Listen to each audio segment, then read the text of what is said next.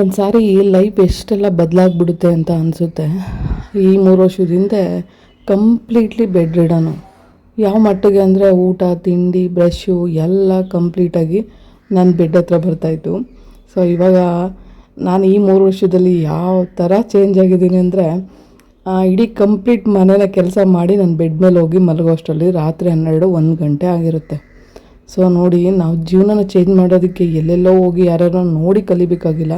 ನಮ್ಮ ಮನಸ್ಸಿಂದ ಧೈರ್ಯ ಮಾಡಿದ್ರೆ ಏನು ಬೇಕಾದರೂ ಕಲಿಬೋದು, ಸಾಧನೆ ಮಾಡ್ಬೋದು. ಸೊ ನನ್ನನ್ನು ನೋಡಿದರೆ ನಿಮ್ಗೆ ಅರ್ಥ ಆಗ್ಬಿಡುತ್ತೆ ಲೈಫ್ ಏನು, ಜೀವನ ಅಂದರೆ ಏನು ಅಂತ.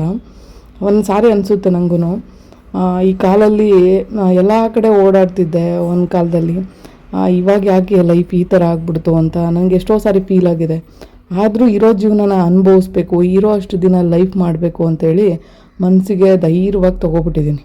ಸೊ ಎಂಥದ್ದೇ ಕಷ್ಟ ಬಂದ್ರೂ ಬೆಟ್ಟನೇ ಎತ್ತಿಡ್ಬೇಕು ಇನ್ನೊಂದು ಸೈಡು ಅಂತ ಅಂದ್ರೂ, ನಾನು ಎತ್ತಿಡೋಕ್ಕಾಗದೇ ಇದ್ರು ಬೇರೆಯವ್ರ ಕೈಲಾದರೂ ಎತ್ತಿಡಿಸ್ಬಿಡ್ತೀನಿ ಅನ್ನೋ ಒಂದು ತಲೆಯಲ್ಲಿ ಮೈಂಡು ಆ ಥರ ಮೆಚುರಿಟಿಗೆ ಬಂದುಬಿಟ್ಟಿದೆ ನನಗೆ. ಲೈಫೇ ಇದು ಅಂದಮೇಲೆ ಅದನ್ನು ಅಕ್ಸೆಪ್ಟ್ ಮಾಡ್ಕೊಂಡು ಬದುಕು ಅಂತ ಜೀವನನ ಕಲ್ತ್ಕೊಂಡಿರಬೇಕು, ಅನುಭವ್ಸೋಕ್ಕೆ ರೆಡಿ ಇರಬೇಕು. ಅದೇ ಮನುಷ್ಯನ ಜೀವನ. ನನಗೂ ಮೊದಲೆಲ್ಲ ಹೇಳ್ತಾಯಿದ್ರು ಬೆಡ್ ರಿಡನ್ ಟೈಮಲ್ಲಿ, ನಿನ್ನ ಯಾರಾದರೂ ಎಲ್ಲರೂ ಮನೆಯವ್ರು ಬಿಟ್ಟೋಗ್ಬಿಟ್ರೆ ಹೇಗೆ ಬದುಕ್ತೀಯ ಅಂತ. ನಿಜ ಹೇಳ್ತೀನಿ, ಇವಾಗ ಅದು ಉಲ್ಟಾ ಆಗಿಬಿಟ್ಟಿದೆ. ಯಾರು ಬಿಟ್ಟೋಗ್ಲಿ ಬಿಡಲಿ, ಆ ಲೈಫ್ ಅಂತೂ ನಡೀತಾ ಇದೆ. ಬಟ್ ಇವತ್ತು ಅವರು ನನ್ನನ್ನು ನೋಡಿ ಆಶ್ಚರ್ಯ ಪಡ್ತಾರೆ. ಅವತ್ತು ಆ ಮಾತು ಹೇಳಿದ್ದೆ, ಇವತ್ತು ನೀವು ನೋಡೋದಕ್ಕೆ ತುಂಬಾ ಖುಷಿ ಆಗುತ್ತೆ ಅಂತ. ಅದೆಲ್ಲ ಕೇಳೋವಾಗ ಸಿಕ್ಕಾಪಟ್ಟೆ ಖುಷಿ ಪಡ್ತೀನಿ ನಾನು.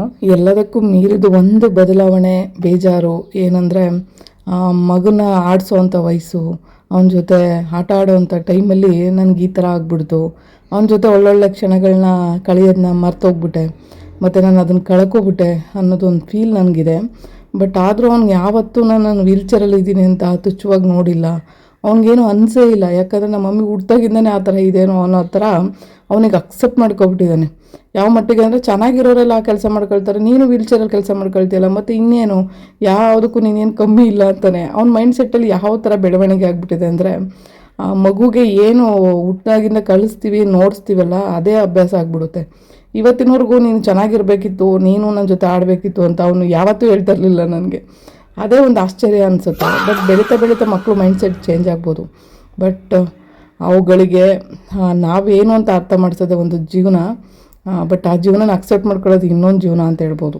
ಅವನು ಚಿಕ್ಕ ವಯಸ್ಸಲ್ಲೆಲ್ಲ ಮಮ್ಮಿ ಆಟ ಆಡೋಣ ಬಾ ಅಂತ ಕರೆದಾಗ ನನಗೆ ಕಾಲು ಹಿಂಗಾಗಿದೆ, ನನಗೆ ನಡೆಯೋಕ್ಕೆ ಆಗಲ್ಲ ಲೈಫಲ್ಲಿ ಅನ್ನೋದನ್ನ ಹೇಳೋಕ್ಕಾಗ್ತಾ ಇರಲಿಲ್ಲ. ಅವನಿಗೆ ಅರ್ಥ ಮಾಡ್ಕೊಳ್ಳೋ ಏಜೇ ಅಲ್ಲ ಅವನು.